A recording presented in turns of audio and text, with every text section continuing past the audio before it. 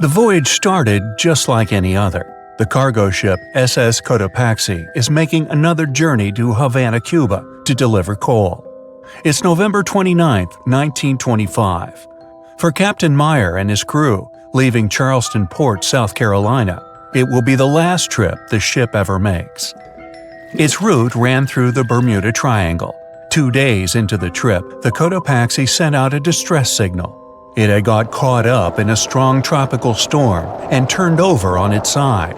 The wind was very strong and there was powerful lightning as well. Rain gradually filled the ship's hold. Then there was a bright white flash, and the ship disappeared without a trace. Later, its wreckage was found in the Gobi Desert, which is in a completely different part of the world. All 32 crew members, including the captain, were missing. Of course, the part about the Gobi Desert is fictional. For one of his movies, Steven Spielberg came up with the idea that the ship was moved there by aliens.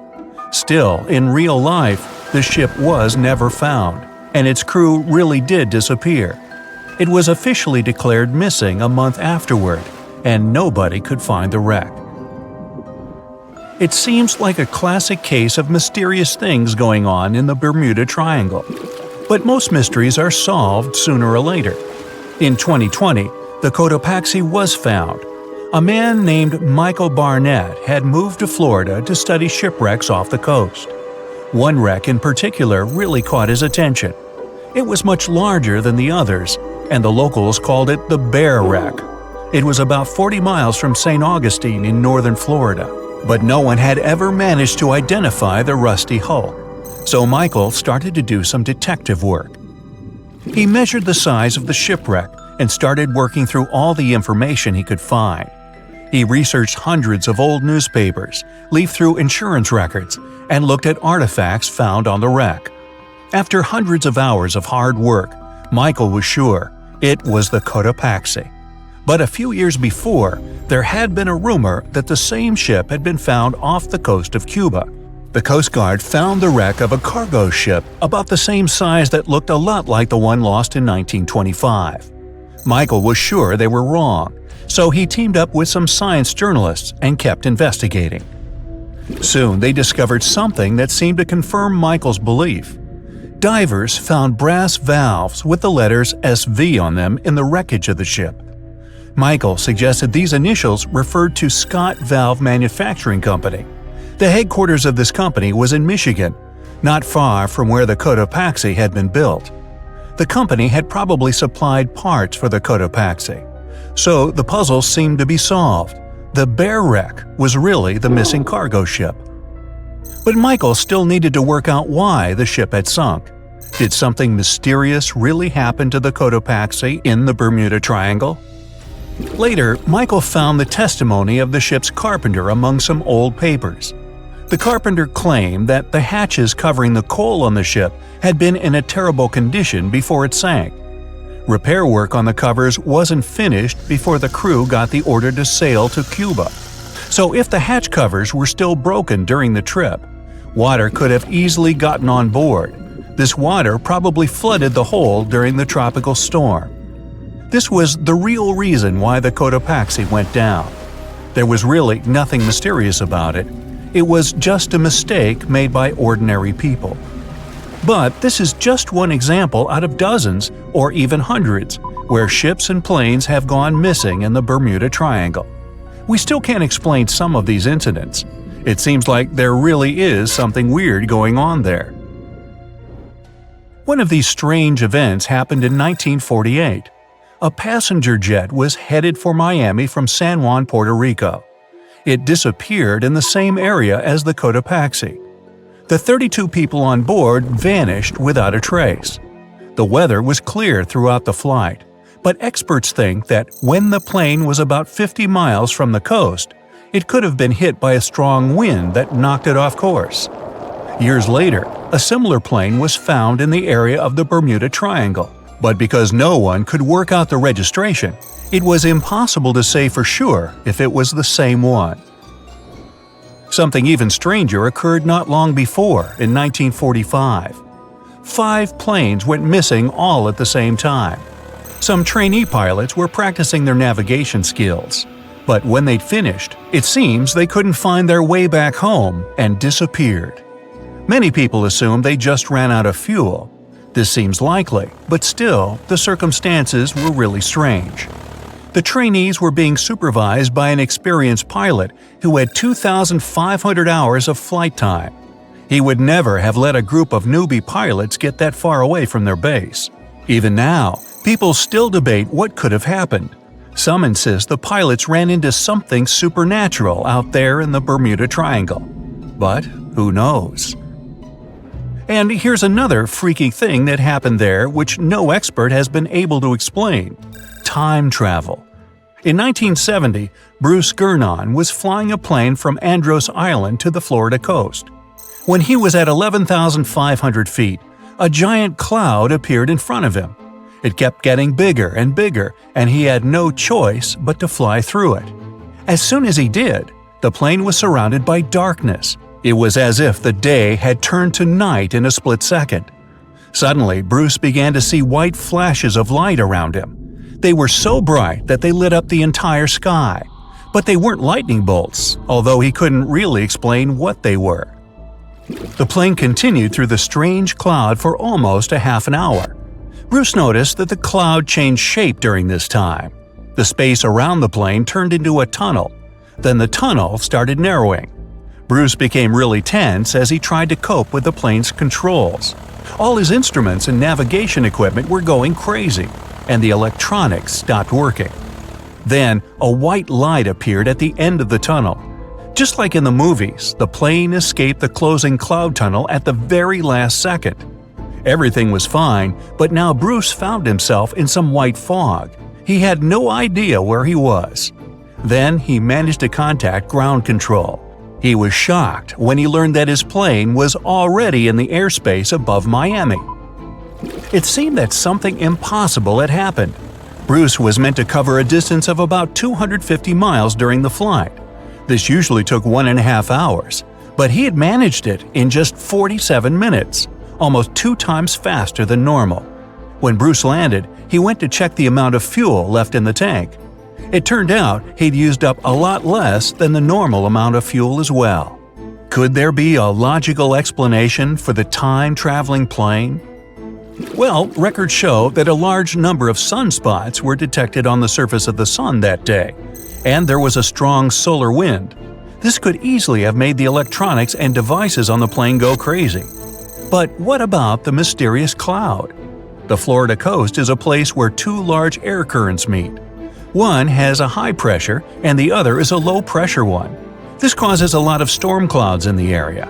But people still debate how Bruce was able to cover the distance so quickly. Some people say that some kind of mysterious dark energy was involved. Others say it was a gravitational anomaly that curves space and time. Others think that Bruce is just a fraud. We still don't know the truth. So, is there really something supernatural about the Bermuda Triangle? Or is it all just coincidences and made-up stories? The truth is that no more planes and ships disappear in the Bermuda Triangle than anywhere else in the world. The moon shines brightly and illuminates the black water of the ocean. Thick fog descends on it in ominous silence. Then, it's suddenly broken by the creaking of wooden boards, followed by a rippling of the waves. Through the fog, you see the outline of an old large ship. Its hull is rusty, and a strange cold is coming from it. But the most unsettling thing is that there's no one on the deck. The ship sails without a crew. No, this isn't a mythical Flying Dutchman, but a very real ghost ship. September 2nd, 2019.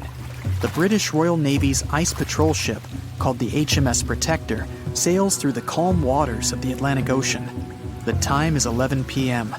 Some of the ship's crew are on deck, while others are sleeping in their cabins. The captain steers the ship and looks straight at the horizon. The sky is lit up by an orange twilight, and clouds float in the distance. Suddenly, against this beautiful landscape, one of the sailors notices the black silhouette of an unknown ship. The captain slows down and steers the ship a little closer to the mysterious vessel. This is an old cargo ship, 250 feet long. Attempts to contact the crew members lead to nothing. It seems the unknown boat is floating in the ocean by itself. There's no one on board, at least, no one alive. The deck of the ship creaks from rocking on the waves. The sun sinks below the horizon, and it gets dark. The ship looks terrifying. British sailors don't dare to climb on that strange deck. They take a photo, post it on the internet, and sail away. Many people on the internet will assume the sailors met a real ghost ship. 5 months later, we're in the village of Ballycotton in County Cork, Ireland. A local leaves the house early in the morning to go for a daily run. Music in his headphones, fresh cool air, and a scenic route are ideal conditions for a good workout. The jogger runs along the road on the coast of the Celtic Sea. There was a strong storm last night, and now the sea looks calm. The man runs along the top of a low cliff and notices a huge vessel. An old rusty cargo ship 250 feet long lies on the beach, right among the rocks. No people on board. It seems the ship has been here for ages, but the local is sure this vessel wasn't here yesterday. A little later, it turns out this is the same ship that the sailors from the HMS Protector saw 5 months ago, thousands of miles from this place. The cargo ship, called the Alta, was built in 1976. Nobody knows who used it all this time and for what purposes. It's only known that in 2017, the ship was purchased by a new owner and marked with the flag of Tanzania. It's important to say that almost all cargo ships are equipped with AIS, Automatic Identification System, which is needed to track ship movements in the ocean. Since 2015, something strange started happening with the Alta's AIS. The ship disappeared from the satellites, then reappeared again.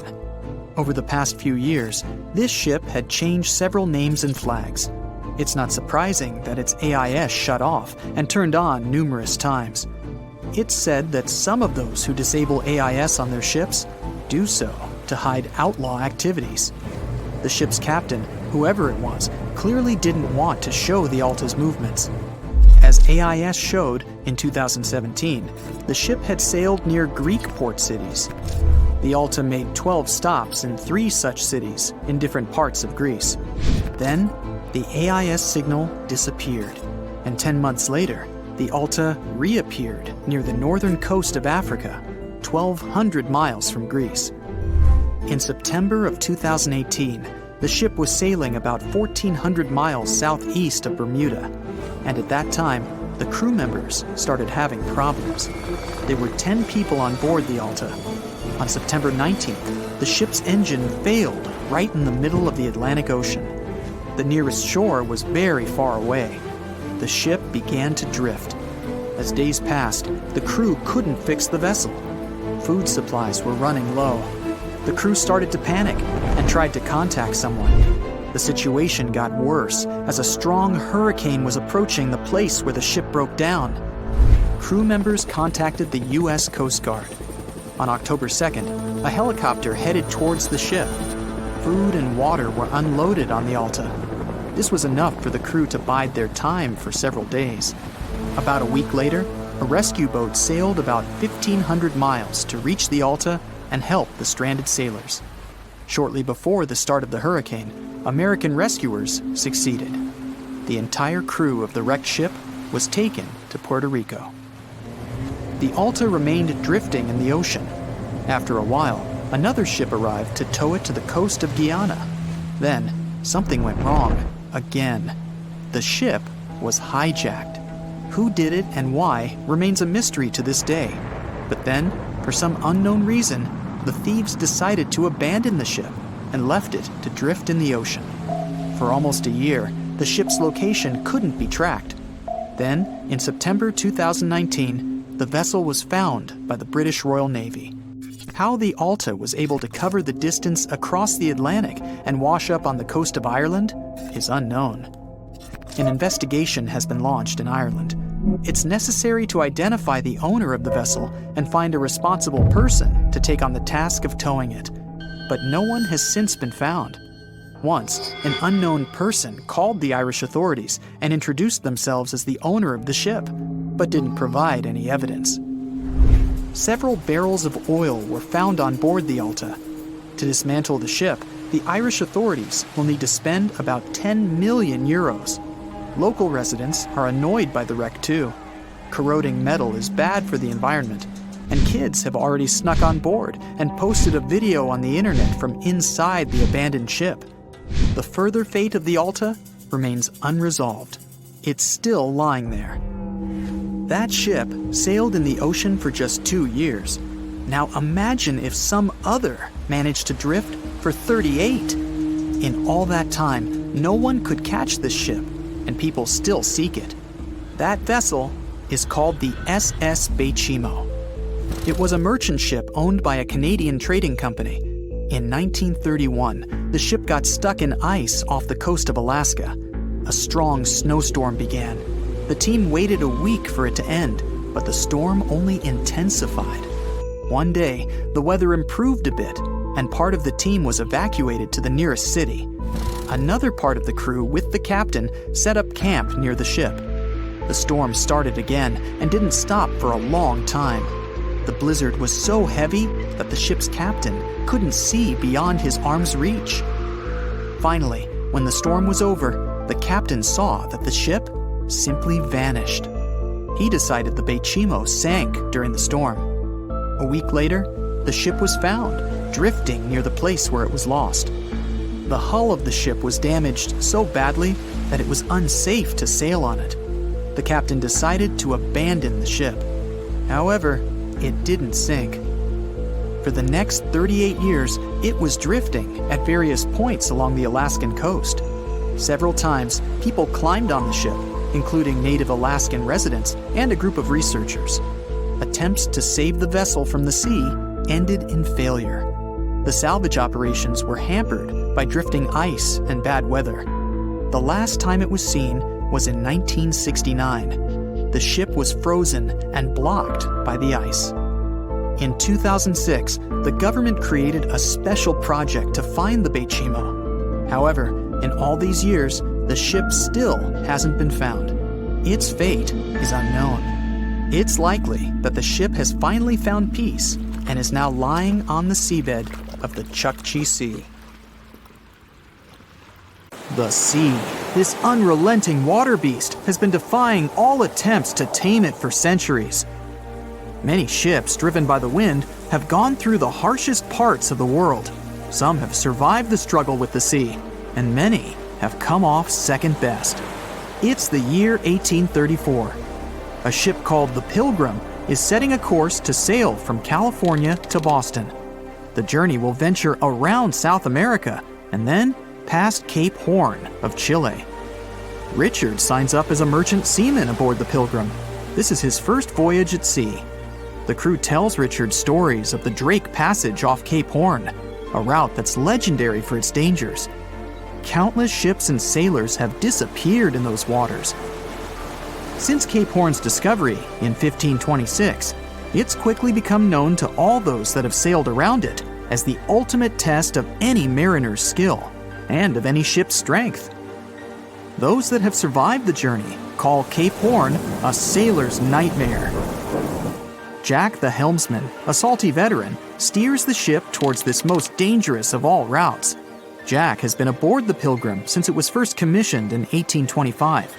He's passed by the Horn many times, each time learning a different lesson from the tests provided by the sea. The Pilgrim has been refitted since its past voyage a year ago. Richard values Jack's experience, given that it's his first journey at sea. Jack assures Richard of his confidence in the Pilgrim, even though it's just a small wooden brig with 2 masts.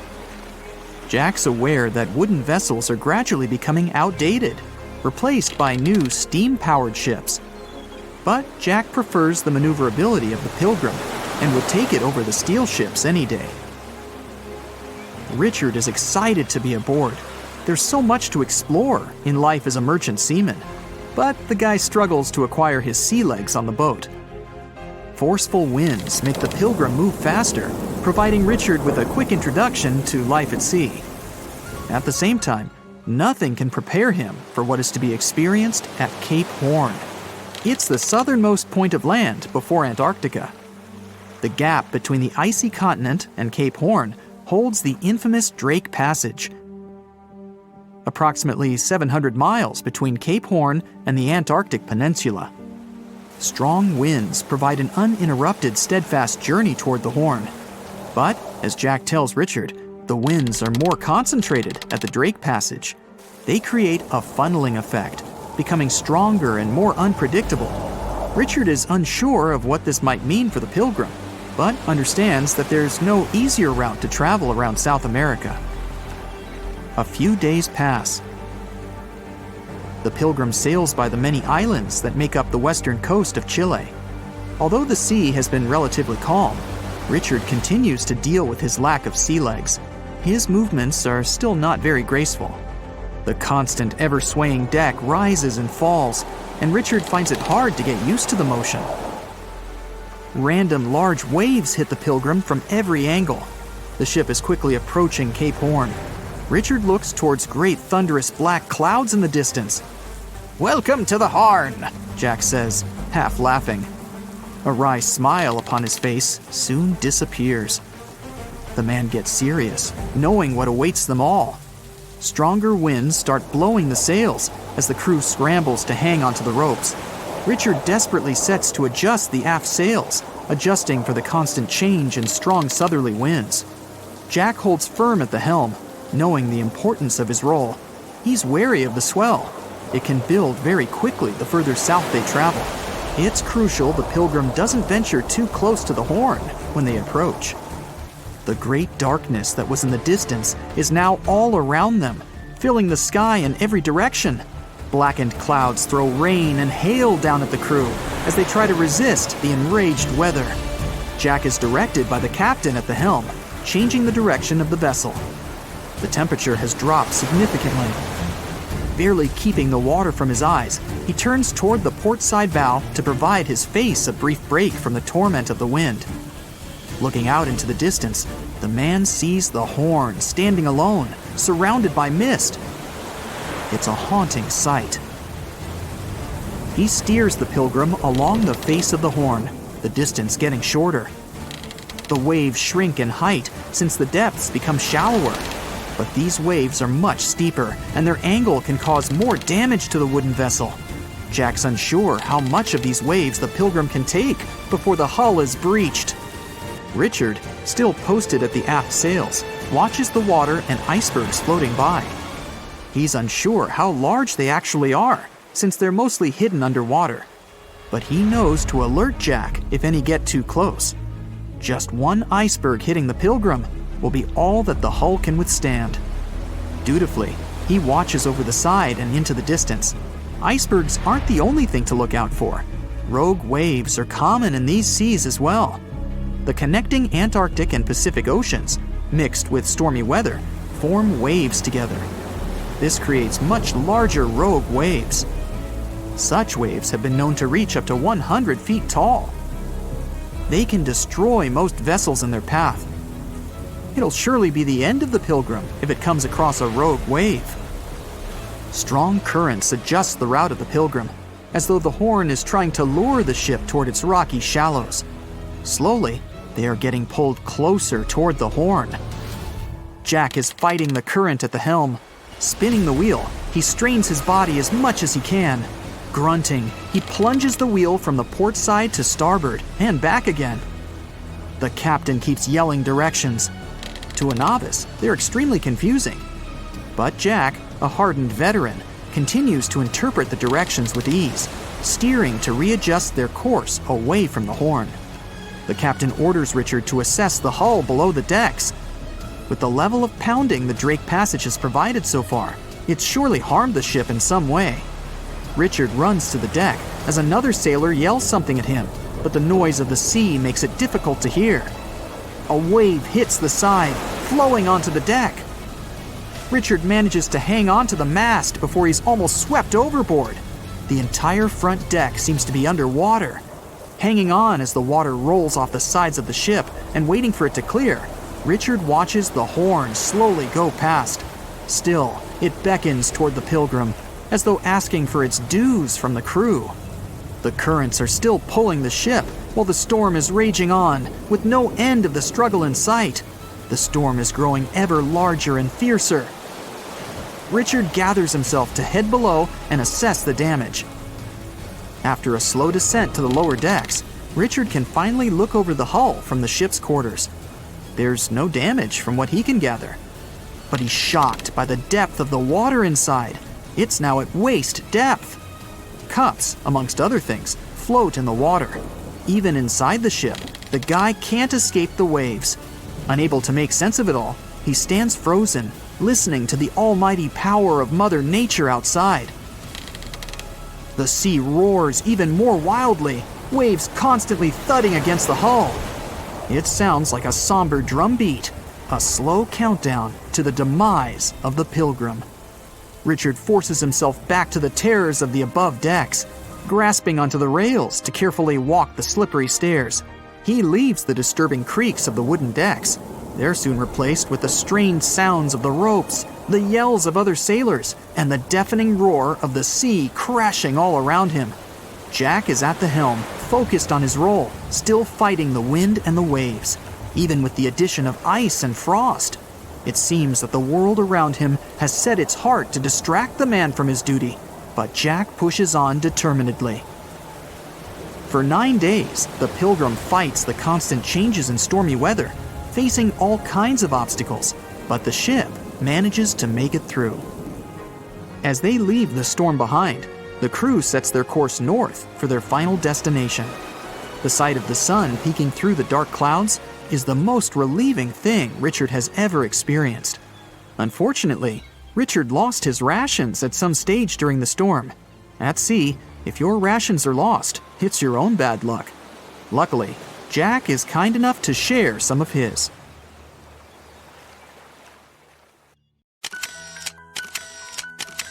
At the beginning of the 20th century, somewhere off the coast of West Africa, a German steamship was leaving the port. Suddenly, the weather got worse, and the vessel entered a thick fog. The sailors ran aground on a sandbank close to the shore. Luckily, no one was hurt, and they were even able to save their precious cargo. But the ship was stuck in the sand for good. And it was not alone there. Nearly the entire length of the western coast of Namibia is called Skeleton Coast. If the name sounds scary, that's because it is. This 976-mile-long beach line is among the most dangerous places on Earth. The local Bushman tribes believe that their supreme deity made this land when it was angry. The Portuguese were the first Europeans to set foot in Namibia in the 15th century. And yep, they didn't like Skeleton Coast either. Portuguese explorers thought this land presented the gates to the underworld. This is the place where the Namib Desert meets the Atlantic Ocean. It might be dangerous, but it's actually beautiful. Plus, it's a UNESCO World Heritage Site. If Skeleton Coast had a PR manager, they would quit on the first day on the job. The area is not exactly tourist-friendly because of its geography and history. Beneath the sand and the waves, there is a secret ocean currently lurking for unsuspecting sailors. It's called Benguela Current. It flows towards the north along the coast of southern Africa. This part of the Atlantic is rich in marine life, but the current's land neighbor isn't that happy with the deal. This arid climate created the Namib Desert, one of the driest regions on Earth. And that marine life I just mentioned? It's sharks. 11 species of them to be exact. And yes, the great white decides to pop by once in a while. So far, we've got a desert landscape, strong currents, and sharks. Not a place for a beachside resort, definitely. But if someone ends up on Skeleton Coast, will they know they're in danger? Don't worry, they will. The beach is littered with wrecks of all sizes and shapes. If you remember that German ship I mentioned in the very beginning, its massive and rusted stern is now sticking out from the desert sand. There are some 500 wrecks in total scattered along the coast, and it's a mixed crowd. From Portuguese galleons centuries old to ships that ran ashore here in the 21st century. A modern fishing ship called Zela India managed to slip from its tow rope in 2008 and ended up on Skeleton Coast. Okay, it didn't escape on its own, it had some help from the elements. But it's better to be a tourist attraction on a beach than to be broken up for scrap.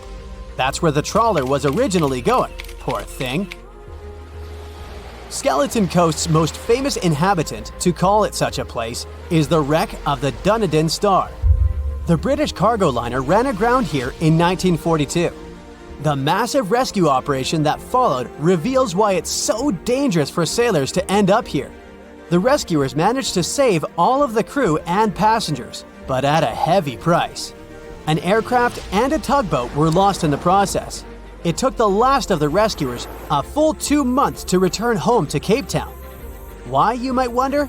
One look at the map of the region reveals the reason. It's an endless sea of yellow, which is the sand.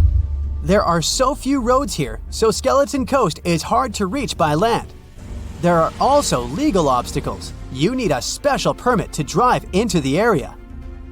But the skeletons in the name of the area don't only refer to ships, they also stand for animal bones. Most of these belong to whales and seals. Many animals have adapted to the area, so lions and hyenas roam the coastline in search of a meal. Yeah, now there are hungry lions as well, as if those sharks weren't enough. Other animals with a temporary residence on Skeleton Coast include elephants, cheetahs, leopards, and giraffes. In 1971, the Namibian authorities established a national park here, but except for surfers, after an adrenaline rush, they don't get many visitors. You can understand why. The Namib Desert is the oldest desert in the world, and it's not very tourist-friendly either. Those who travel to the region should pack sunscreen and a warm winter jacket. A weird combo, right? Well, not so much when you think that during the day, temperatures soar over 110 degrees Fahrenheit. At night, the air temperature drops below freezing. What a climate roller coaster! And that's not the final danger. Yep, there's more. Remember how that German ship got lost in thick fog? Yeah, it wasn't a one-off event. Because of the region's climate, fog shows up frequently. Sailors should cover their ears now, but this fog is actually good for wildlife. This is their only source of water in the Namib Desert. Reptiles and mammals have adapted to the harsh climate. They use as little water as possible. Shifting sands, thick fog, strong currents, lions, and sharks. Not the stuff you would put in a tourist booklet, but Skeleton Coast isn't the only beach on Earth you wouldn't want to spend your vacation on. I will take you to Cape Tribulation in Australia. The area covers some 48 square miles in the northwestern part of the continent. And no, the area is not as dry as Skeleton Coast. It's part of the Daintree rainforest. You could say that here, it is the rainforest, not the desert that meets the ocean.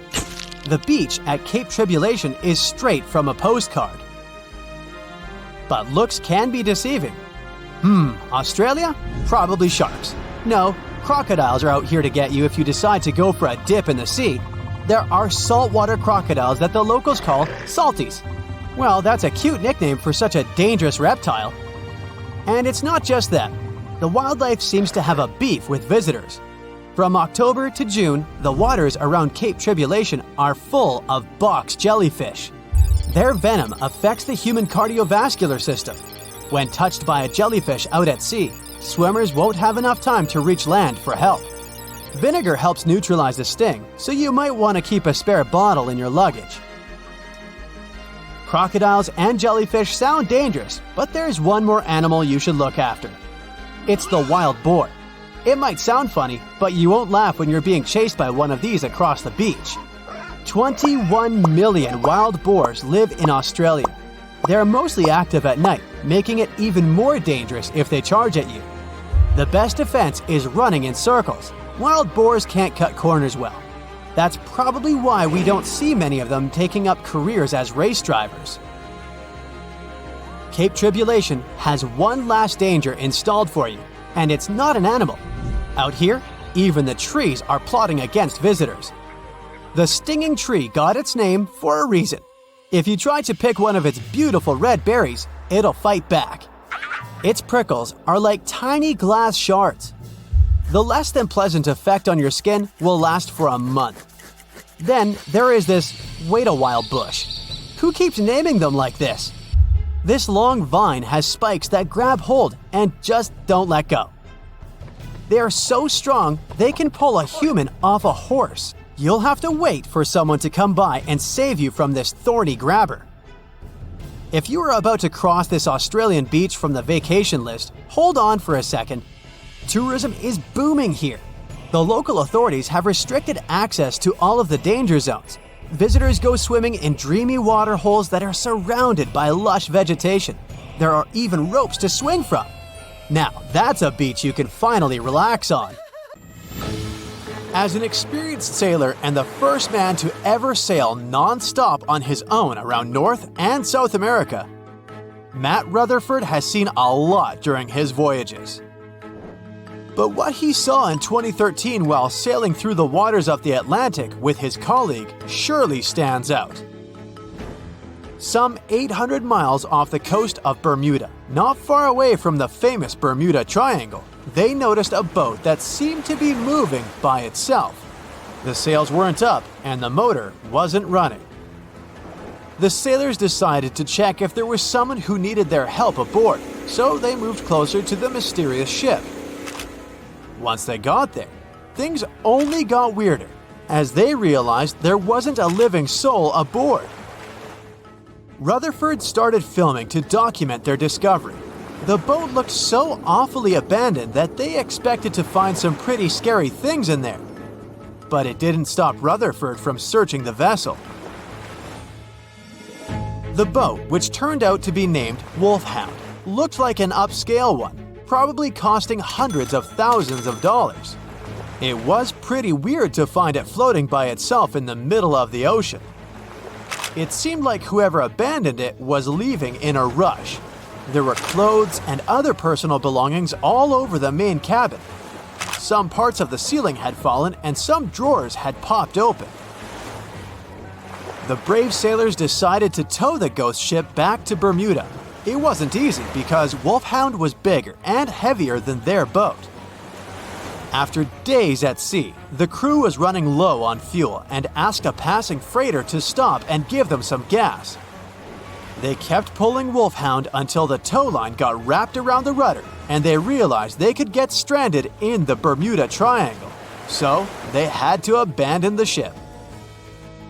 What really happened and how Wolfhound ended up in the middle of the ocean will probably remain a mystery. Rumor has it that it belonged to a member of the Royal Irish Yacht Club. The ship was going on its first voyage from Connecticut to Bermuda and then Antigua. It got in a terrible storm around 400 miles away from Delaware. The winds were so strong that the yacht suffered 2 knockdowns. A Greek cargo ship rescued the crew. They left the ship with an emergency beacon on.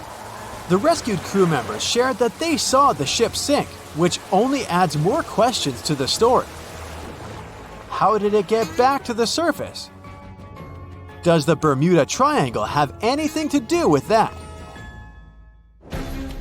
Christopher Columbus himself reported some unusual compass activity going on in this mysterious area while he was on his way to the New World.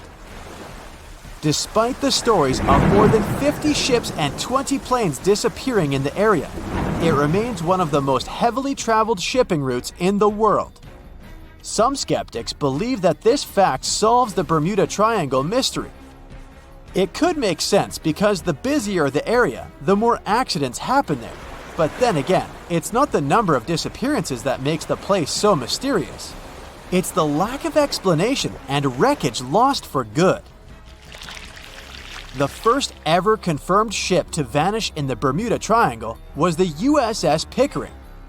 In 1800, it departed from the US on its way to the West Indies. The ship sailed into the Bermuda Triangle along with its 90-man crew. No one ever heard anything from them ever since. The popular explanation is that the ship was taken out by a storm. But because no one found any wreckage, we'll never know for sure. The largest ship that has ever disappeared in this mysterious area was the USS Cyclops. In March 1918, carrying a crew of 306 people, the USS Cyclops left Barbados and headed home to Baltimore. The ship passed through the Bermuda Triangle on its journey and vanished into thin air, or rather, water. The Cyclops never sent any distress signal and disappeared without any explanation or trace. The Bermuda Triangle isn't the only place in the world where ships go missing or mysteriously resurface. One of the most famous ghost ship stories would be of SS Baychimo. The large cargo steamer was built in Sweden. On October 1st, 1931, it got caught in pack ice. The crew decided to wait it out and managed to break free after a couple of days, only to get trapped again in less than a week. This time, they didn't manage to make it out. A rescue team went by air to save 22 of the crew members. 15 other members stayed in a wooden shelter they built not far away from the ship. Their plan was to wait out the winter and get back aboard. At the end of November, a strong blizzard was rushing through the area. When it was over, Baychimo seemed to have gone away with the storm. The captain decided it must have broken and sunk, but a few days later, a local hunter informed them that he had seen the ship around 45 miles away from their camp. The crew managed to find the ship and took the most valuable cargo from its hold. They had fears that Baychimo wouldn't live through that rough water, but it did manage to survive after all. Once the ice was gone, it floated away and ended up drifting along the shores of Canada and Alaska. Many people reported seeing the ghost ship in an open sea. Some even tried to board it to save the ship, but the weather didn't allow it to happen. The last time someone saw SS Baychimo was in 1969, 38 years after its crew had left it. It could still be drifting somewhere in the ocean. The story of MV Joyita happened in the South Pacific. The ship was originally a wooden luxury yacht. After serving for 20 years to various owners, it became a merchant ship. In 1959, it set on a trading voyage that was supposed to last around 2 days. When it didn't reach its destination on time, no one was worried at first as things happen in the open waters. After another day, and no distress signals from the Joyita, it was obvious that something serious was going on with it. There were 25 people aboard, and their families wanted to find them. A search and rescue crew worked for 6 days looking for the ship, or at least its wreckage, in an area of nearly 100,000 square miles. That's 1.5 times as big as Florida. Sadly, the mission had come back with no results. It seemed like Joyita had disappeared without a trace. A month later, another merchant ship noticed Joyita drifting in the ocean, miles and miles away from its original route, and none of the crew members or passengers were on board. The cargo had also disappeared. The lifeboats were also gone, so the people must have escaped the ship hoping to save themselves. It turned out that the crew had been trying to get help as they tuned the radio to the International Distress Channel. But the damaged cable didn't let them send the signal any further than 2 miles. It also looked like when they were leaving the ship, the crew took the logbook with them, and we still don't know what exactly happened to Joyita. Family members of those who were on board are still looking for answers. One professor claims it must have been a corroded pipe that leaked and flooded the vessel, but we'll most likely never know for sure. In the Pacific Ocean, near Japan, there is an area nicknamed the Devil's Sea. It's believed to be one of the 12 vile vortices around the Earth. Some people claim that vile vortices have weird things going on in them because the pull of the planet's electromagnetic waves is stronger there than anywhere else. The most famous ship that disappeared in the area was a fishery patrol vessel in 1952. The ship went there to investigate the vessels that went missing previously and disappeared along with 31 crew members. Scientists who don't believe it was a mysterious disappearance blame the underwater volcano eruption for what happened. Thick fog is rising over the ocean as the sun is slowly sinking towards the horizon.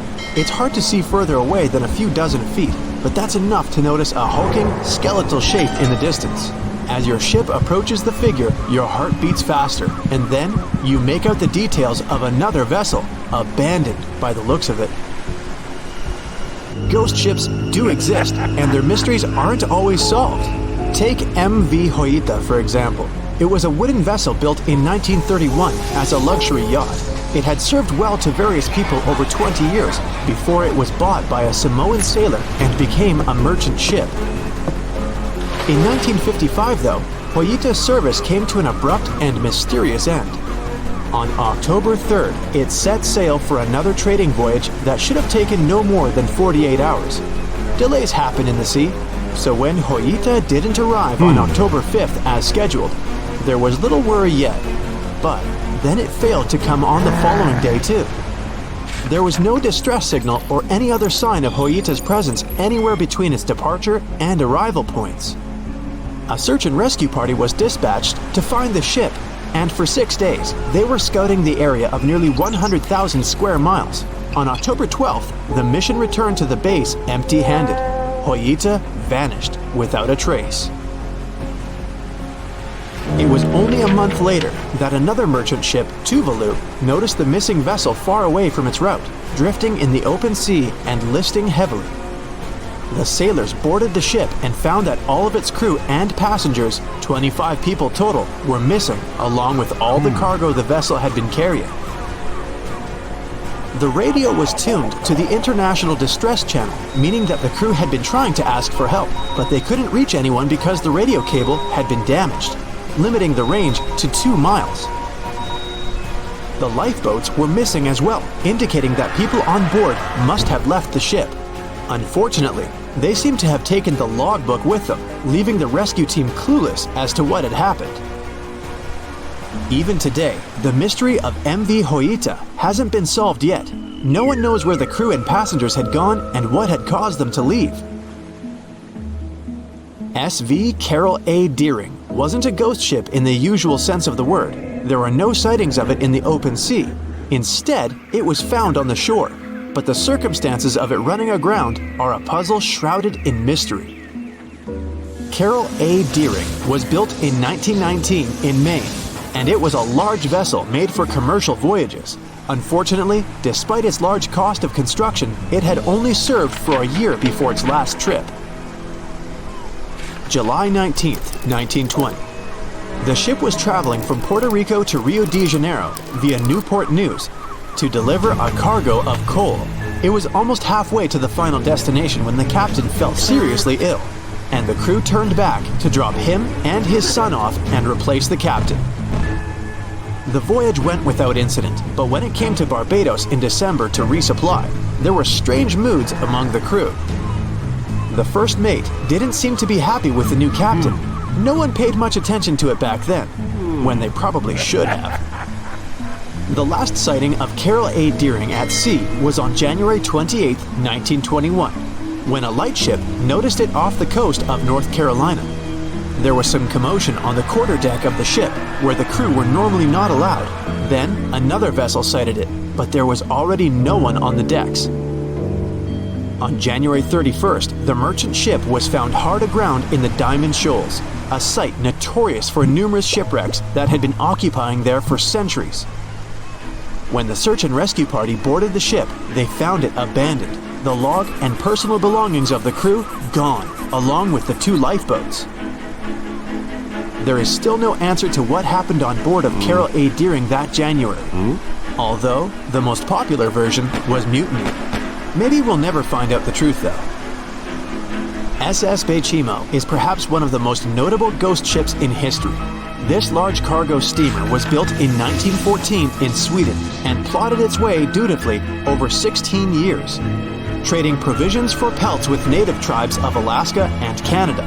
But then, on October 1st, 1931, Baychimo got caught in pack ice. At first, it seemed the crew would be able to wait it out and continue on their route because the ship broke free in a couple of days. But in less than a week, it became caught again, this time for good. In another week, a rescue party was sent to fetch 22 of the Baychimo's crew, while another 15 remained behind to wait through the winter if necessary and get the ship back. But a month later, after a powerful blizzard struck their camp, the sailors went out of their shelters only to find the ship gone. Luckily, a few days later, a native hunter told that Baychimo hadn't been lost yet. He'd seen it about 45 miles from where they had been stationed. They managed to track it down, but decided the ship wouldn't survive the winter. So they took the most valuable cargo from its hold and abandoned it. They were wrong though. SS Baychimo did survive that winter, and many more that followed. When the ice broke, it sailed away on its own, drifting listlessly along the shores of Canada and Alaska. There were numerous sightings of the ghost ship, sometimes adrift in the open sea, and at other times stuck in the pack ice again. People attempted to board and salvage it, but weather conditions or lack of equipment always prevented them. SS Baychimo was last sighted by native Alaskans in 1969, 38 years after its abandonment. What became of it later remains unknown. The story of SS Orang Medan is one of the most puzzling and harrowing ghost ship stories of the 20th century. No one even knows for sure if the ship even existed in the first place. It wasn't recorded in Lloyd's Shipping, the International Register of Ships, which makes it either a tall tale or a vessel that avoided being officially recognized for some shady reasons. In any case, the accounts as to what happened to the Medan vary. According to most reports, it was carrying some unknown cargo in the Indonesian waters when a distress call was received by another ship in the vicinity. The officer on duty heard an SOS message, but its contents are different depending on the accounts. The message did not repeat, and the crew of Medan didn't answer to any attempts to contact it back. The ship that received the distress call hurried to the rescue, but they only reached the vessel the following day, when it was already drifting and slightly listing. When the rescuers boarded the ship, they found that none of the crew had survived. However, one lifeboat was missing, which implied that there was at least one crew member who managed to escape. What happened to the rest of the people on board remains a mystery to this day. Still, there are no hard facts about this story, so we might never find out whether SS Orang Medan was actually a ship and not a thing of fiction. SV Zabrina was a 3-mast sailing barge built in 1873 for river trade ships in South America. She served for well over 4 decades, proving to be a sturdy and reliable ship. It was later transferred to Europe, where it continued serving its purpose well. But then, in October 1917, Zabrina set sail on a regular voyage only to be found ashore several days later. Mysteriously, although the ship was perfectly intact, the entire crew of 5 and the captain were gone. There is no direct evidence or hard facts as to what really happened that day. The most convincing theory is that the crew were washed away from the deck because of an underwater explosion. And then the ship sailed ahead without them, but the truth, as always, remains unknown. It's 2018. You get up early in the morning to go ashore and catch some fish. You come to the spot you were yesterday, throw the hook into the sea, and wait. The float is twitching. You've caught some fish, but hey, hello? Why aren't you doing anything? Right now, you don't care about the fish. You're looking at something in the distance. You open your mouth in surprise, since you see a huge ship stuck on a shoal. It wasn't here yesterday, so it got here at night. Okay, it'll probably sail away sooner or later. You fish for a few more hours. During this time, you observe the ship and notice no movement there. Is it empty? Boats and the Coastal Service are sailing from the shore to the vessel. You decide to check it out too. You get in your old boat and go there. The mist descends to the water, making the ship look creepy. The colossal vessel is rusty and empty. But where is the whole crew? And how did it get there? The Coast Guard comes on board. They search the hold, the cabins, and the upper deck. There's someone's stuff, some remnants of food supplies, notebooks, and clothes. Everything suggests the crew has disappeared for some reason. Fishers who noticed the vessel first didn't see anyone coming down from the board. No radio signals were sent to the port, and no one reported about the ship. It appeared here from nowhere. The only chance to get any information is to look at the number and name of the vessel. This is Sam Ratulangi PB 1600. The Coast Guard checks the information, studies the data of all the country's ships, and no way. One company built the boat in 2001 in Indonesia. People used it to transport heavy loads across the seas around Asia. The ship had been properly operating for 8 years. People were delivering industrial goods to different points in the region, but something went wrong. In 2009, Sam Ratulangi was sailing near the coast of Taiwan, and that's it. There were no further records about it. There were no reports in any port. Everyone thought it must have drowned, so no one had been looking for it for years. And then, 9 years later, it appears here, big and rusty, off the coast of Myanmar, without sailors, without fuel. An investigation starts. City services are trying to find out the names of all the sailors working on the ship and find clues that would lead to solving this mystery. They also hope the ship owner will appear soon. They find 2 tow ropes on board. This means that some other ship towed Sam Ratulangi to this place. Then they identify and find 13 crew members. These people say they wanted to reach the factory in Bangladesh to repair Sam Ratulangi. Another vessel helped tow the ship, but then 2 cables tore off, and a storm began. No one wanted to stay on board during such weather, so the crew members left it. No one knows what the ship has been doing for the last 9 years, and how it was possible without people on board. And here's another, much more mysterious ship story. On February 16, 2020, locals found a large cargo ship stuck on a rocky shore off the coast of an Irish village. The boat looked rusty, with holes in the hull and rotten parts. People hadn't seen this vessel the day before, so it appeared there at night. The last time people saw the Alta cargo ship was a few months earlier, thousands of miles off the coast of Ireland. That day, the Alta was sailing in the waters of the Atlantic Ocean. Another ship, the MS Protector, noticed it. MS Protector crew members tried to contact the ship, but received no response. The people on board realized that they were facing an empty vessel. And then, 5 months later, it appeared near the coast of Ireland. There are more questions than answers in this story, but we managed to find something out. In 2015, the Alta appeared and disappeared from the radar several times. Any ship has an internal tracking system, so people can track its route using satellites. But Alta crew members often disabled this system. Perhaps they were engaged in some illegal activity. Anyway, in 2017, the ship often sailed between the ports of Greek islands. Then, the tracking signal disappeared and appeared only 10 months later, off the coast of North Africa. During this time, the ship changed several flags. In September 2018, the Alta was southeast of Bermuda and headed for Haiti. Then, the crew started facing problems. First, the main engine failed right in the middle of the Atlantic Ocean. The ship began to drift. Several days passed, but the crew members weren't able to repair it. They began to run out of food and water supplies. The situation got even worse when they found out that a hurricane was approaching the place.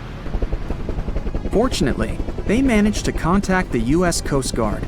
A helicopter flew to the Alta on October 2nd to bring them some supplies. There was enough food for several days. Then, a rescue boat sailed to the ship. It evacuated all the sailors and delivered them to Puerto Rico before the hurricane. The Alta had to drift alone in the ocean. After a while, another ship approached the Alta to tow it to the shores of Guyana. But at this moment, everything went wrong. Someone stole the boat, disabled the tracking system, and sailed away in an unknown direction. After almost a year, the MS Protector found the empty Alta in the waters of the Atlantic Ocean. And then, 9 months later, the ship without a crew sailed to the shores of Ireland. how did it manage to travel across the Atlantic and get to the coast of Ireland? It's still a mystery. Maybe it was just luck. No one else saw the ship all this time. It was just covering huge distances, surviving storms. Who's the captain? What happened to the thieves? Who owns the ship now? One day, someone called the village administration and introduced themselves as the vessel owner. But that unknown person didn't provide any evidence. They found several barrels of oil on the ship, which they took away by helicopter. The Alta was rusting. Corrosion of metal could damage the environment.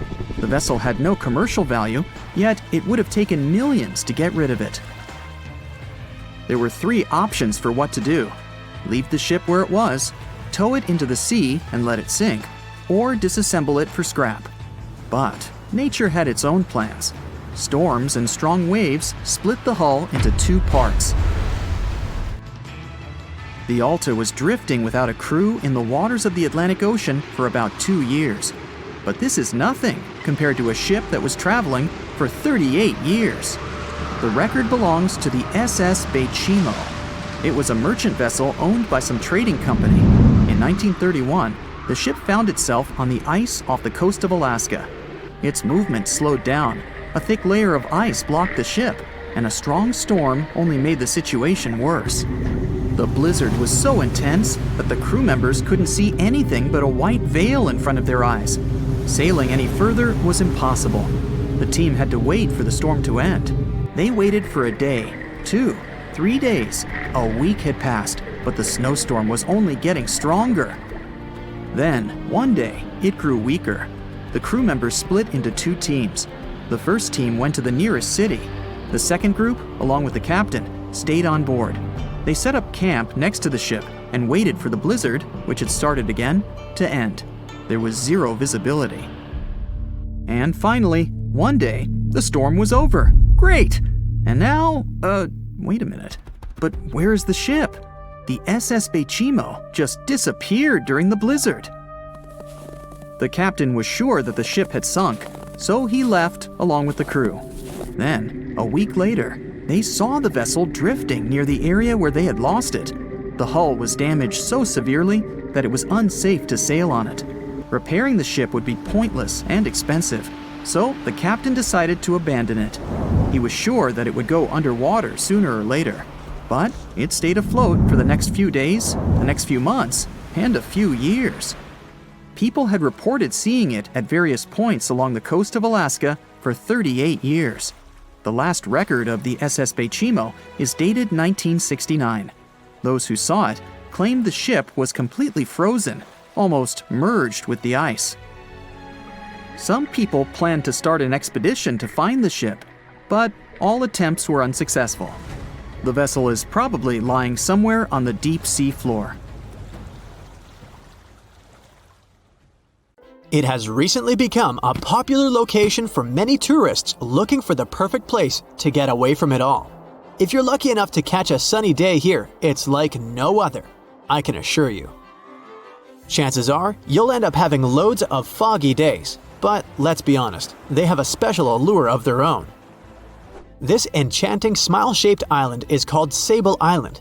It's located 190 miles from mainland Nova Scotia.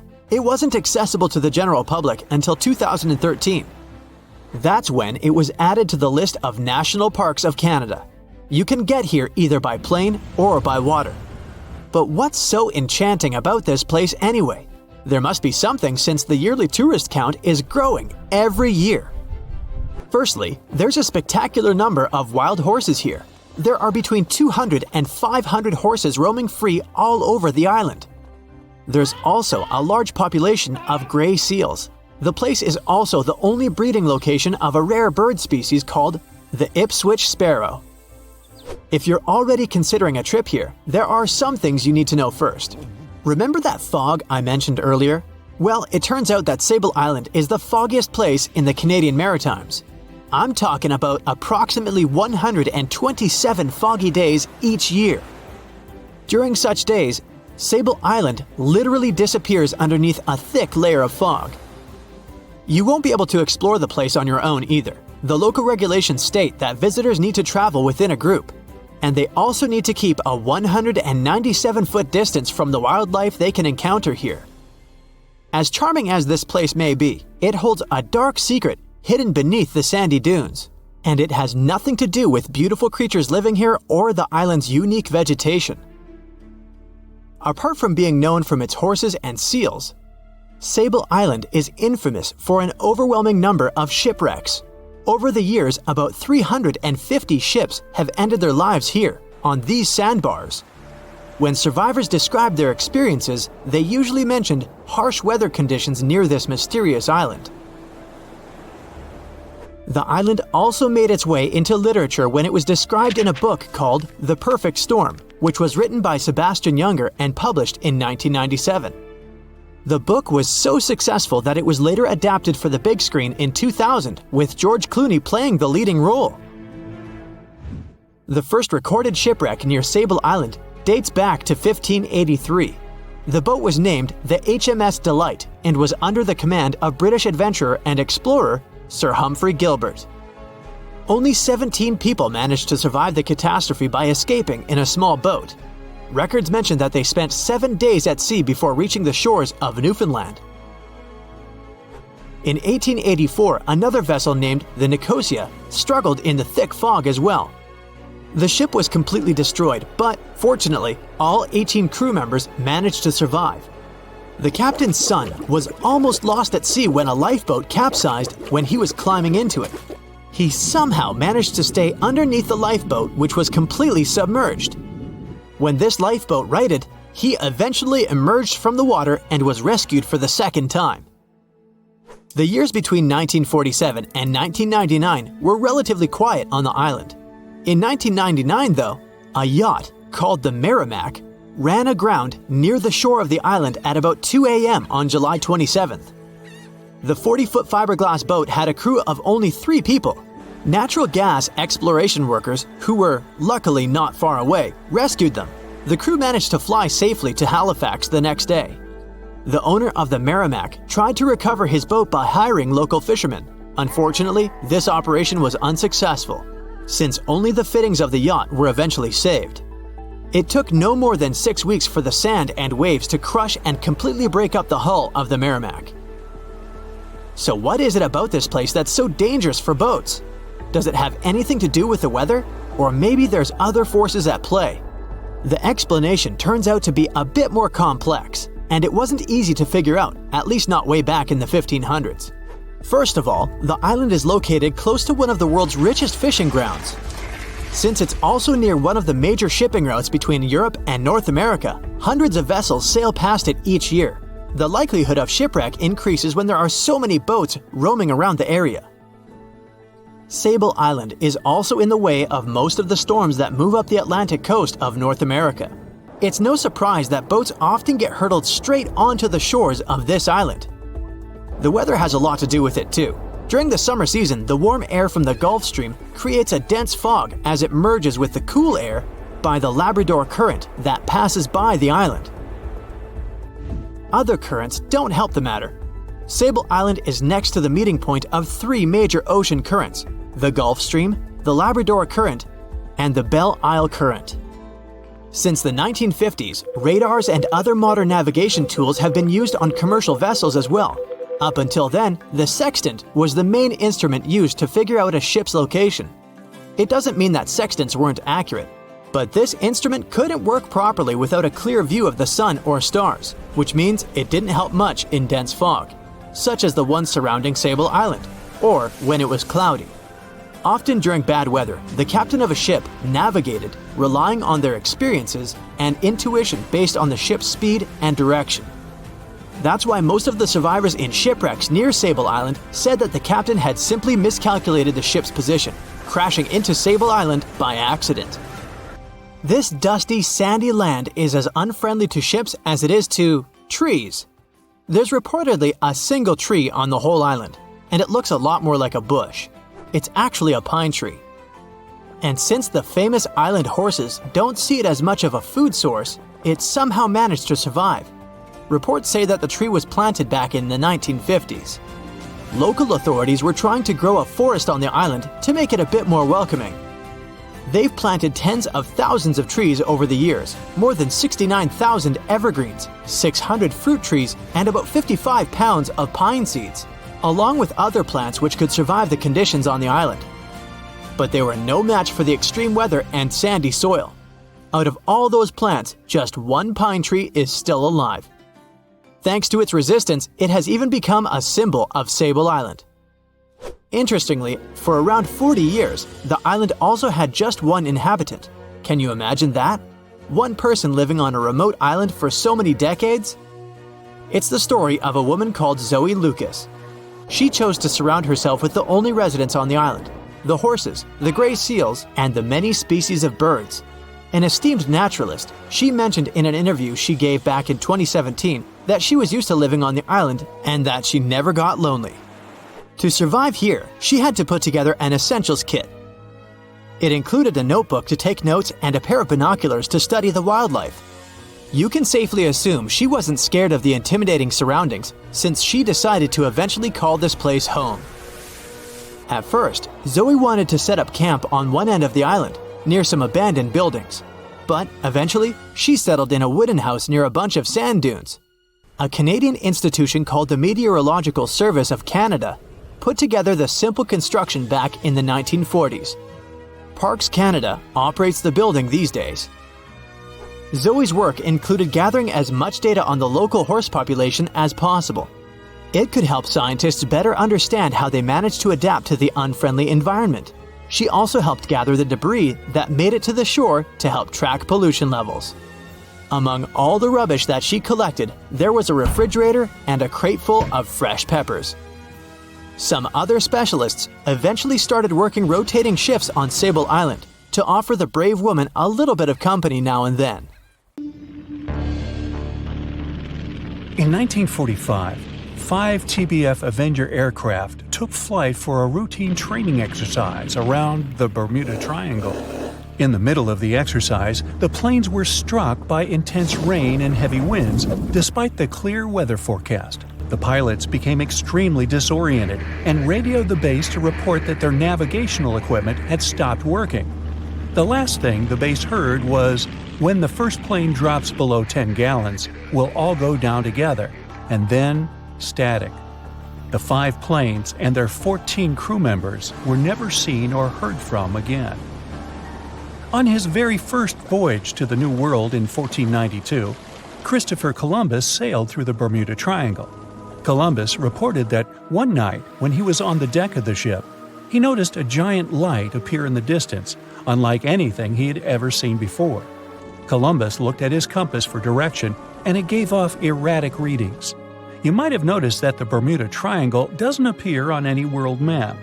This is because official institutions refuse to acknowledge that the area actually exists. A popular theory suggests that rogue waves are responsible for the many disappearances.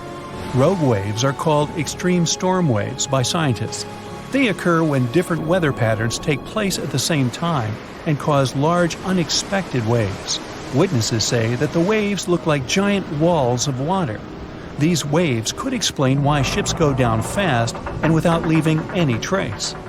The Bermuda Triangle is home to some pretty intense and unexpected weather. Storms build up quickly and unexpectedly, then disappear soon after. If you blink, you might miss it. This could explain why few distress signals are issued. Pilots and sailors never saw the weather coming. No one knows exactly how many ships and planes have disappeared in the Bermuda Triangle. The rough estimate is 50 ships and 20 planes. Most of the time, the disappearances had no explanation and no wreckage has ever been left behind. Another bizarre theory trying to solve the Bermuda Triangle mystery comes from Charlie Berlitz. He insists that the area is home to the lost city of Atlantis. The missing ships and planes and malfunctioning equipment, according to him, were all caused by rays of energy let out by the special energy crystals that power Atlantis. While this sounds silly, Berlitz's theory was convincing enough that over 20 million people bought his book worldwide. In the year 1800, a large sailing vessel called the USS Pickering departed from the U.S. on its way to the West Indies. The ship sailed into the Bermuda Triangle along with its 90-man crew and was never heard from again. The USS Pickering was the first ever confirmed ship to vanish in the Bermuda Triangle. It's believed that the ship was taken out by a storm, but because no wreckage was ever found, we'll never know for sure. When the TBF Avenger planes went missing, a massive search operation was conducted. Boats and planes searched the Bermuda Triangle for any signs of the aircraft. One of the boats searching was a PBM-5 Mariner airboat. The airboat took flight at 7:27 p.m. and called in a routine radio message 3 minutes later. Then, it was never heard from again. No trace was ever found of the rescue airboat or the 5 Avenger aircraft. An enormous investigation was launched into the disappearance of all these vehicles, but nothing was ever discovered. This particular area of the ocean is one of the most heavily traveled shipping routes in the world. Some skeptics believe that this fact solves the mystery. Statistically, the busier the area, the higher the frequency of accidents and disappearances. While this makes sense, it's not the frequency of disappearances that's responsible for the mystery of the Bermuda Triangle. It's the lack of explanation or wreckage found. On the ocean floor, decomposing organisms let off large concentrations of methane gas that gets trapped under the water. This gas can build up until, boom, it ruptures. The gas surges up to the surface and erupts. If a ship was in the area of one of these ruptures, the water would become much less dense and cause the ship to sink rapidly and without warning. Scientists believe this could be the cause of the many disappearances in the Bermuda Triangle. While this theory makes a lot of sense, it doesn't seem too likely. The U.S. Geological Survey has stated that no large releases of gas are believed to have occurred in this area for the past 15,000 years. The ocean floor is made of rocks containing a lot of magnetite. It's more like iron. Magnetic fields react to high concentrations of magnetite on the ocean floor, which may start a sort of conflict between the two. It can often lead to various weather anomalies and, as a result, navigation issues. And, naturally, any changes in the ocean floor or the Earth's magnetic fields influence the Bermuda Triangle a lot. Since the magnetic field is constantly moving, it might be also taking the Bermuda Triangle with it. Now that people know where the triangle is, it's easy to avoid it. It supposedly moves eastward together with the magnetic poles, but scientists still can't answer where exactly it will be in a couple of years. Some people blame all the disasters on the extraterrestrial paranormal activity. Others suppose it's all about raging natural phenomena. There's another triangle in Lake Michigan. Just like the one near Bermuda, the Michigan Triangle got its shady reputation for some disappearances. The first recorded one dates back to 1679. A large vessel, one of the largest of that time, set out on an expedition, yet once it got in the sinister triangle, it never came back. Much later, an aircraft disappeared in this triangle. The skies are usually very clear there, but back in 1883, some people witnessed abnormal things in the area. Some claim to have seen large blocks of ice falling from the skies, and the crew even managed to save one as hard proof. Meanwhile, the Pacific Ocean Mystery Area is another sinister triangle. Off the south coast of Japan, not far away from Tokyo, there's a sea where plenty of ships met their doom, disappearing without a trace in these waters. They call it the Devil's Triangle. Some scientists believe the cause of anomalies is the environmental changes. Also, there's a really high concentration of methane hydrates on the bottom of the ocean in the Pacific Triangle area. You're deviating from your original course and sailing in the wrong direction. There's the Caribbean Sea near the triangle, peppered with small islands. The seafloor here isn't deep. The ship can get in shallow waters. And now the ship is stuck on a shoal, and you have no idea where you are. If this were the 21st century, the ship's captain would be able to reach the shore using GPS and other modern navigation. But the most interesting thing is that the compass would work correctly this time, since the magnetic North Pole hasn't already coincided with the true one for a long time in the territory of the Bermuda Triangle. The agonic line is somewhere far away from here. There are no problems with navigation now, But for some reason, this is where ships disappear. In fact, not just here. Throughout the Atlantic Ocean, there are places where many more ships were gone. The Bermuda Triangle is not even in the top 10 of such places. One of the main reasons why many ships are lost here is that one of the most popular shipping routes in the Atlantic passes through the Bermuda Triangle. And the more ships in one place, the more shipwrecks. Simple probability. Then, it just starts getting weird. Other theories say that there's a space-time rift in this region. Ships and planes fall into this rift and end up in the past or the future. But for some reason, there's not a single proof of this myth. There's no reason to think that the rift is hidden somewhere here. The base of an extraterrestrial civilization is located in the Bermuda Triangle. Visitors from other galaxies steal sea vessels along with the crew, so no one finds the wreckage of the ships. This is also a popular myth that has no scientific justification. The Kraken lives somewhere in the triangle. It's a huge squid that sinks ships and also is a legend that sailors tell each other. However, gigantic squids live in the depths of the ocean. They can grow to the size of half a train car, but no cases have ever been recorded where they sunk a large vessel. And in the area of the Bermuda Triangle, they have never ever been seen. People in the past didn't know about the existence of these creatures, so when they saw them for the first time, they described them as huge, terrible monsters. Giant squids are some of the most elusive creatures on Earth, and scientists had to use sonar equipment to find them. They don't like to leave the dark depths and are likely to be afraid of the sound of any ship.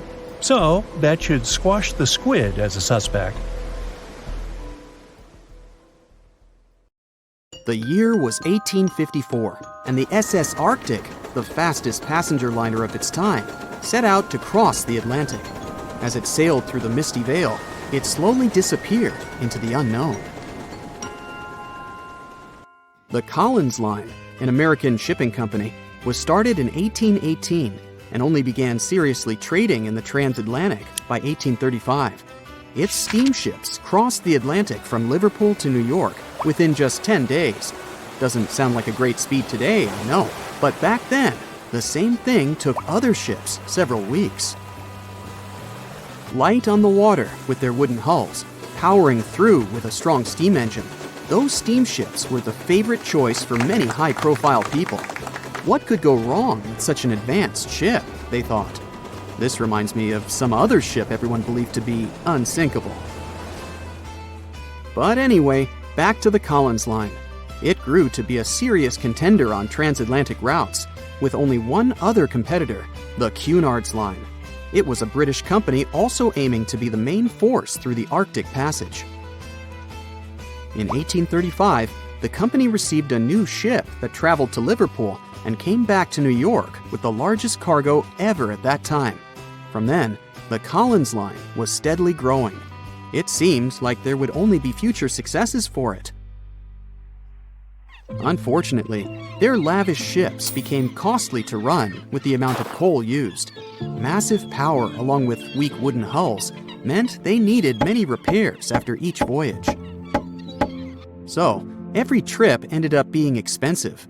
But since the ships were safe and had a great reputation, people were willing to pay the price, and the company was definitely not in crisis. They had achieved something no one had managed to do before them. Like I told you, their ships crossed the Atlantic in a whopping 10 days, and Edward Collins, the owner, was very determined to maintain the pace. Their 5 ships easily outran the Cunard's Line of only 3. With this great praise, it provided more attention. Though the Cunard's ships were slower with their iron hulls, they believed there was still profit, regardless of how slowly they sailed.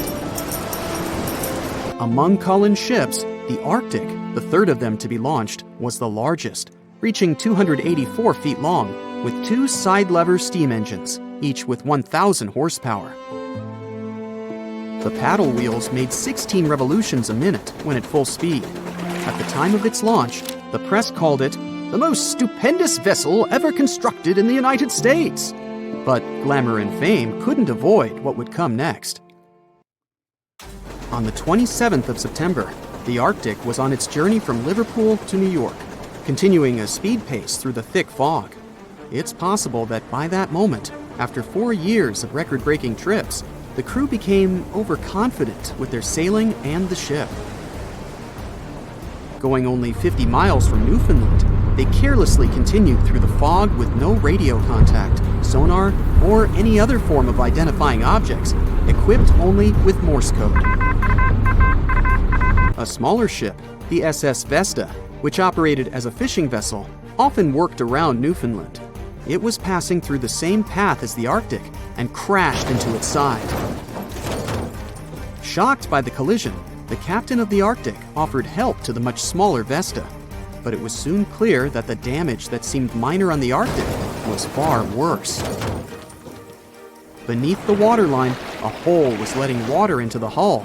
The cost of the much faster wooden hull now seemed less valuable. They steered toward land, trying to plug the holes, but they weren't doing so well, and the seawater continued to pour in, filling up higher and pushing the ship down. And finally, once the engine room was full, it put out the boilers, taking away the massive power the Arctic was once legendary for. They moved slowly until coming to a complete stop. The ship continued to sink, and the order was to abandon it. At the time, maritime law allowed for the Arctic to carry only 6 lifeboats, only capable of saving 180 people. The crew and some of the passengers managed to push their way aboard and took most of the seats on those boats. Things were pretty wild, and everyone forgot about their manners, not letting the ladies and the youngest ones board first. It took 4 hours for the Arctic to sink. 150 crew and 250 passengers were on board. Those that weren't able to find a lifeboat made a desperate attempt to build their own rafts from parts of the ship. 2 days later, only 3 boats made it safely to the shore. The other 3 were never found. Believe it or not, the rescue party also saved some people that had been clinging to the wreckage for 2 days. Unlike the crew, the captain went down with the Arctic, but amazingly survived. He would be only one of 85 people that made it, out of the 400 on board. When the news arrived 2 weeks later, the public responded with great sadness to the losses. Great anger soon followed towards the poor safety measures in the crew. The press published demands to change the laws for more lifeboats. It only made sense to have enough for every person on board a ship. But they ignored those requests. This neglect would lead to more disasters in the future. Enough lifeboats would only come into maritime law some 60 years later, after the disaster of the Titanic. Edward Cullen's wife and 2 children were also aboard the ship and didn't return. He was heartbroken, but didn't stop running his business. The Collins line still had a reputation to uphold, the biggest, fastest, and most luxurious on the Atlantic. Edward Collins would now build an even better ship than any other. It was named the Adriatic, and it was the largest ship in the world, 354 feet long. With 2 alternating steam engines that had never been built of this size. These steam engines at the time were at the height of engineering, though today you can only see them in models and toys. With the new addition of 2 masts, the Adriatic would also be able to sail if needed. Luckily, they made some lessons from the disaster of the Arctic. But before their new ship, the Adriatic, was built, another disaster had occurred. The sister ship of the Arctic had also sunk. They believe this second ship was desperate to stay in front of the Cunard's line and hit an iceberg somewhere during the race. This weird contest took the lives of 141 people. The desperation of Collins and his weakly built hulls pushed the company towards bankruptcy in 1858. The newly built Adriatic, costing over $1 million, had only made 1 voyage in the end. And even that voyage was considered a disaster. The ship collided with a tugboat. It still managed to finish its maiden voyage at a suitable time. After the company had gone bankrupt, they had to sell the ship for only $50,000. They removed the great giant engines, replacing them with only sails. Although it was once the greatest ship on the high seas, It was only 30 years later until it was abandoned, labeled irreparable, and anchored in a river. The other remaining ships were also sold and only used for parts. Edward Collins left the industry altogether, seeking work on dry land instead. As the Collins line was no longer in the mix, the Cunards would grow in strength. Without competition, they would win the Blue Riband for the next 30 years, and 180 years later, after producing hundreds of ships. They still have a constant presence on the seas as they provide transatlantic crossings, world voyages, and leisure cruises. To this day, the Cunard line is the only one to run ships between Europe and America, and it's great proof that it's not always the fastest that's the best.